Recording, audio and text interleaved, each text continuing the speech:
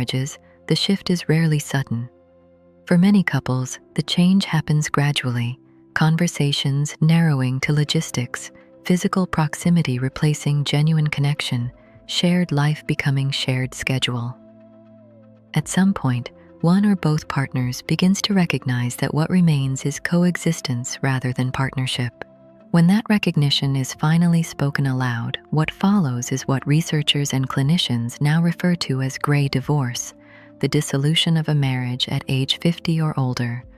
The scale of this phenomenon is significant. In 1970, 8% of Americans who divorced were over the age of 50. By 2019, that figure had reached 36%. The fastest growing segment is adults age 65 and older. These are not short marriages failing early.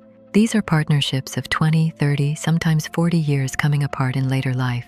And the emotional consequences of that are distinct from divorce at younger ages in ways that research is only beginning to fully document. The first response, even for those who anticipated the separation, is frequently shock.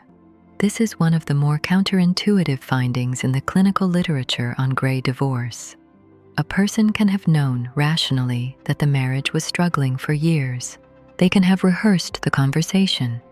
And still, when the dissolution becomes real, the brain enters what researchers describe as a survival state: numbness, cognitive fog, a kind of emotional flatness that functions as a buffer before the full weight of the loss arrives. The neuroscience of long-term attachment offers an explanation. Over decades of marriage, a partner becomes neurologically associated with safety and belonging. When that bond is severed, stress hormones rise sharply while the brain's bonding chemistry drops. The pain that follows is not figurative, it has a measurable biological basis. As that initial shock fades, the emotional experience becomes more complex. Most people are familiar with the 5 stages of grief described by Kubler-Ross: denial, anger, bargaining, depression, acceptance. What clinicians working specifically with divorce consistently observe is that these stages do not proceed in sequence. They overlap, reverse, and repeat.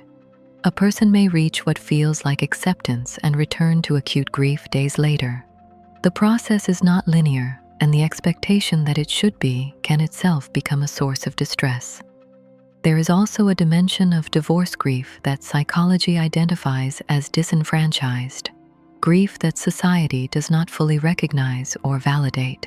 When a spouse dies, there are rituals of mourning, social acknowledgement, and permission to grieve openly. Divorce offers none of that structure. The losses involved, of shared history, daily routine, a planned future, a sense of self built around the partnership, are comparable in weight to bereavement, but the social response is different. Friends and family often expect recovery to be faster, and their well-meaning reassurances can function as an unintentional minimization of a loss that is, for many people, the most significant of their adult lives. The identity dimension of this loss is where many people find themselves least prepared. For adults who married young and spent their entire adult lives within the structure of a long partnership, the question of who they are outside that relationship is not abstract. It is disorienting in a way that is difficult to anticipate before experiencing it. A longitudinal study from the University of Michigan found that individuals who strongly identified with their marital role experienced more significant identity disruption following divorce, and that establishing stable new identities took an average of 18 to 36 months.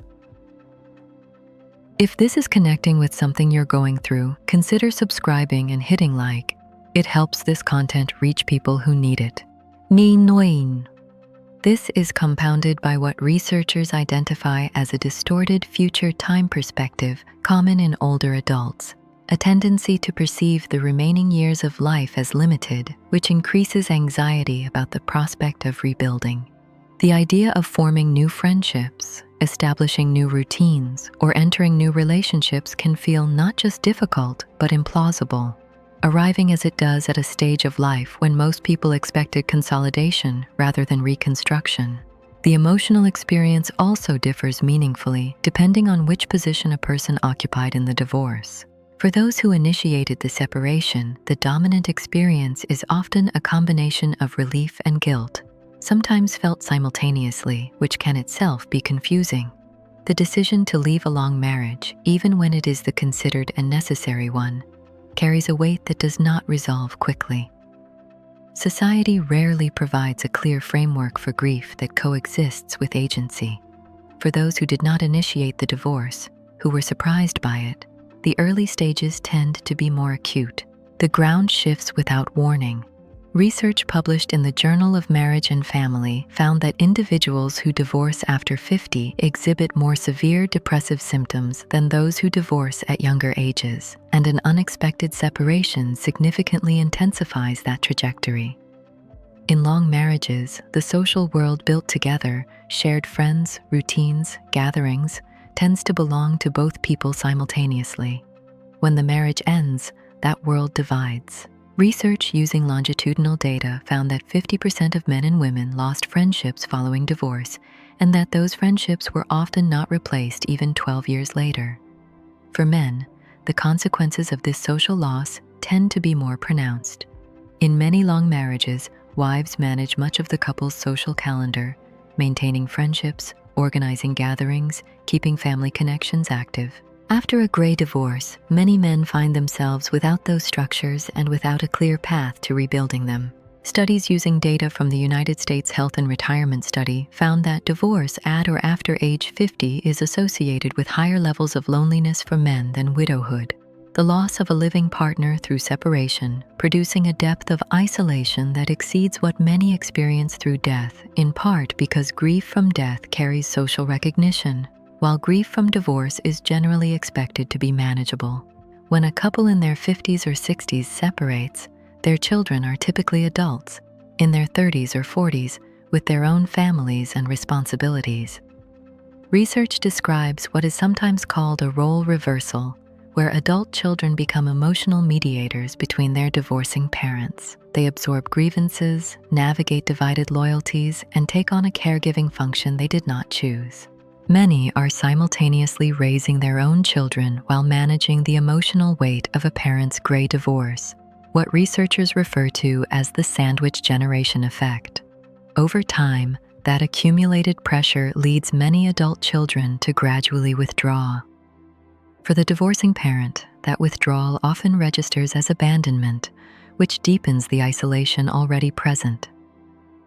The research on longer-term outcomes shows a more varied picture.